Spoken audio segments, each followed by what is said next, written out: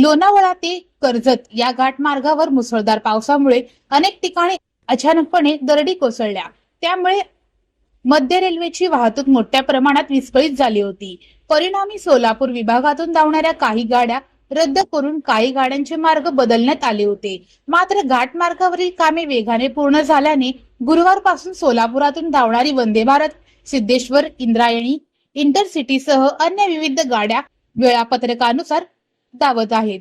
Railway गाड्या सुरळीतपणे धावत असल्याने सोलापूरहून पुणे, मुंबईला प्रवास करणाऱ्या प्रवाशांना चांगलाच दिलासा मिळाला आहे।